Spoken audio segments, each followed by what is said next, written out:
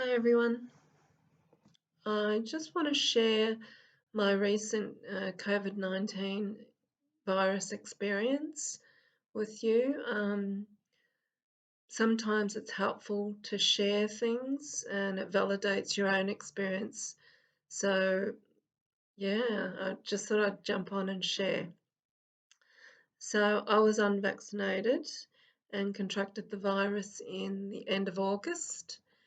And days leading up to couple of days leading up to being lethargic with it, actually having it, I was just feeling in a bit of a darkish mood, watching dark shows on Netflix and having dark thoughts. And I thought, this isn't me.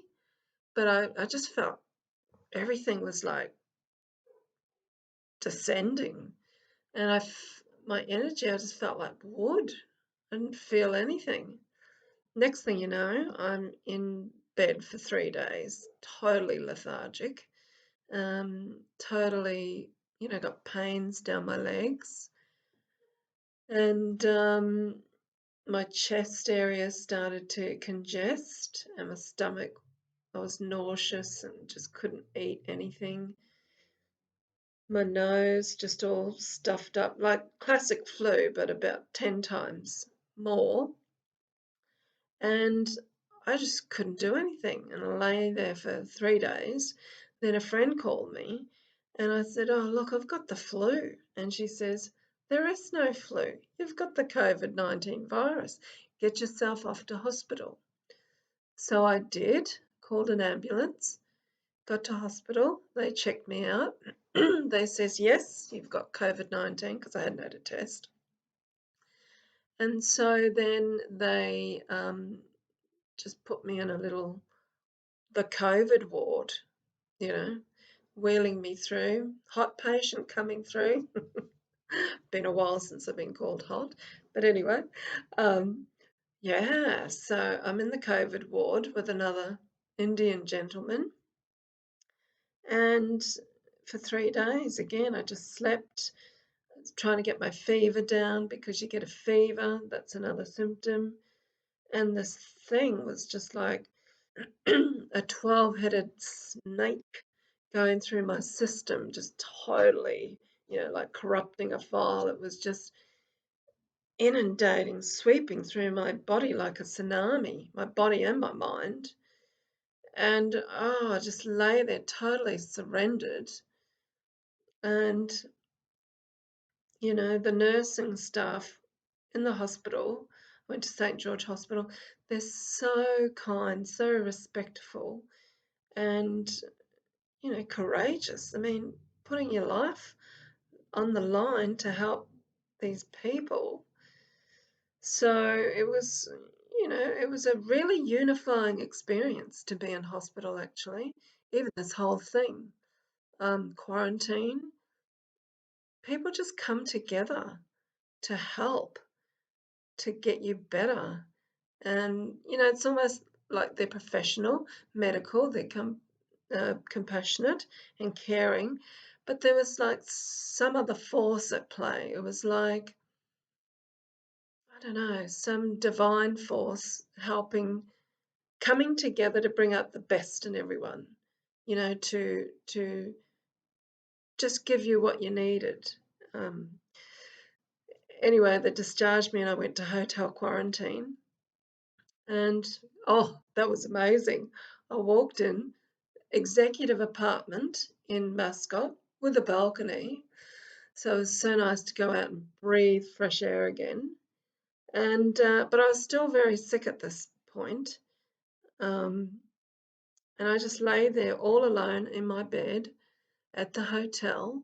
And I was devastated. I think I was crying at one point and just calling out, "God, please help me. I don't know if I'm going to make it through this." And a little voice I heard said, "You'll get through this." But at the time I was like, how? I feel so sick. Anyway, then I I thought, look, I surrender. If you let me live, I'm not going to watch so much Netflix. I'm going to just get on track with my life. Um, just give me that life pass and I'll be good. So, excuse me. I Yeah, I prayed, and then I heard this little voice go, ring, ring Lisa, ring Wendy. So I got these little messages and I thought, right, I just jumped into action. And I called a friend therapist, and she helped me drain my lungs using a technique called Neuralink, and that was so helpful. And she worked with me for a week or so, just every day, just doing these exercises. So, if you need to know anything about the protocol of what I went through, the supplements I took, the therapies I took, I did them all. Please contact me on astroella@yahoo.com.au. I'll be happy to share information with you. That's astroella@yahoo.com.au. I've learned a lot on this journey, and I want to share it with anyone who feels it will be of benefit. So, and then I got onto my chiropractor, Wendy, and she gave me, got the right supplements. And then, the little voice said to me, tell everyone. And up to then, I was a bit, does anyone really want to know I've got COVID? But then I was desperate. At that point, I thought I need something bigger than myself to get me through this. So I jumped on Facebook and let everyone know. And then I also called my family and friends in New Zealand, in around Sydney and Rarotonga, and let them know. And straight away, there was just this incoming pour of love and compassion. And it was just what I needed. And I remember lying in my bed reading, Facebook, and then having conversations, which were really hard for me at the time because I had a horrendous cough. But just people so concerned and so loving, the human spirit at its best, it it it hit into me and it shifted me. And then I realized I'm gonna make it. I'm gonna make it. Um, so then I decided there and then on the spot, I'm taking charge. This coronavirus has got my mind and my body, but it ain't got my soul, right? So then I jumped up every day. I would pray, meditate, chant. I did Zoom sessions, with all these therapies and chanting. And it was, it was the start of the healing journey that I needed. Um, Eventually, the fever went down. I got, the right medicine at the right time. And during this too, I had to plug in with home and, make sure Michael and Harry were taking their supplements. Michael was diagnosed as COVID positive, but Harry wasn't. But I made him take the stuff anyway. And, I had to gargle profusely every day and, do things up my nose because the bug just loves to live up your nose and your throat. Anyway, I persevered relentless, because the symptoms are 24/7. You can't sleep right, like 10 days. It was a nightmare to go to bed. Try to sleep. It's like on your side, on your stomach, you just can't get comfortable. So for the first 10 days, it was kind of hellish. But you just have to keep moving. It's instinct to keep moving till you nail this thing. And by day 12, I started to feel myself. And I thought, oh, it's reversing. I'm getting better. And by day 14 to 16, I felt the virus leaving me. I still didn't smell much, but taste was returning.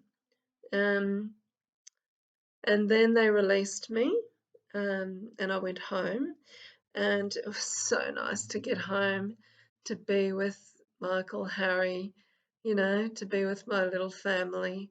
Um, and during this too, my daughter and my son had, worked in tandem to bring me supplies at the hospital and hotel, bring Harry and Michael supplies. And Harry really stood up to the task. He cooked for his dad, um, gave him the medicine he needed. He really was, looking after his dad. And so when I came home, I just felt really so grateful to be home, so grateful to be alive. And, even the smallest thing like going out and sitting in the sun. I sat in the sun for 3 days because I hadn't had any sun. I was looking quite yellow. But, I just felt like a former shell of myself. I felt quite different. I felt very vulnerable and softer. Um, I was just so happy to be back in my surroundings with my loved ones. And then I'd walk down the street, and the neighbour, would be a bit concerned, but also a bit fearful. And I felt straight away like, oh, I've got a bit of a cross on my head. But I could understand it. And I also felt guilty. Yeah, I've got the virus. I felt like a underdog of society or something. And I thought, oh, there's so much um, energy and, I don't know, bad thinking with this virus. Um, but mostly, I just wanted to make the most of life again. And walking out on the street, looking at the sky, looking at the birds, it was kind of visceral for me. I could feel everything. Like something in me, since I've had the virus, it's been like a big awakening. I felt like I've been reborn. Um, I'm not, how I used to be. I'm just something's activated in me. Something's more grateful.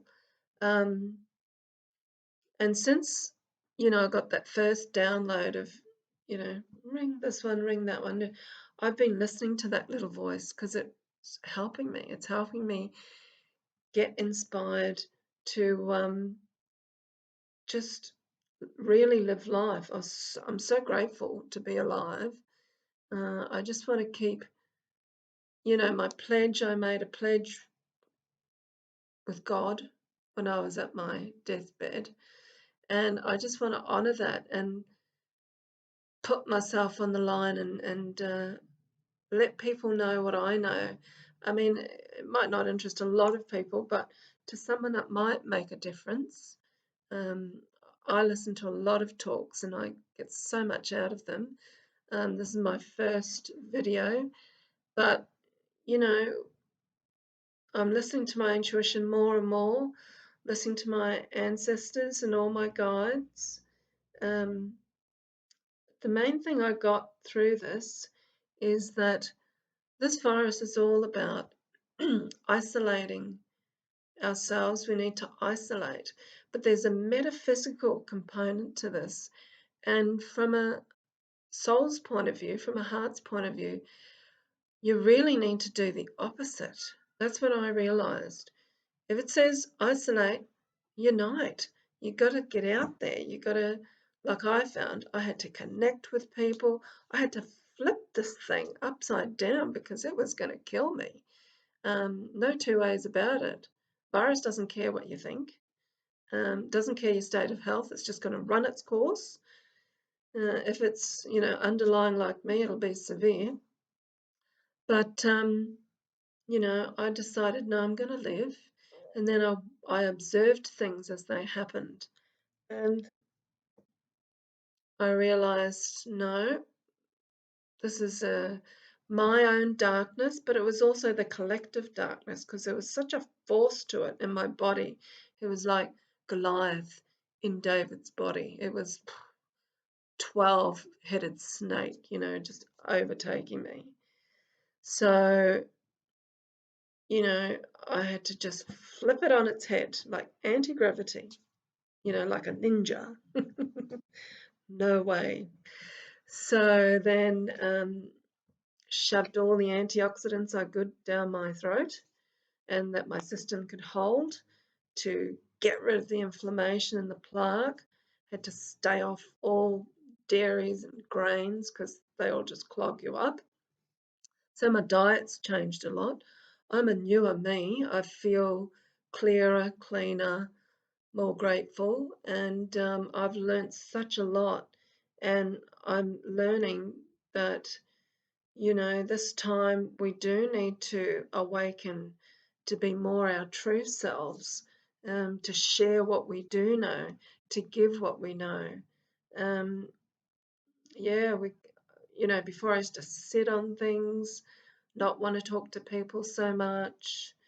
Um, and I just realized all that's got to go. I got the help I needed by reaching out and people reaching in. And it was humbling to have all that love come in from family and friends and people I hadn't even thought of for a long time. So we are there, we are helping each other. And yeah, I just wanted to share that because it is good to be alive and it is good to have each other. Um, so I think that's it from me for now, and I wish you all the best. Okay, bye.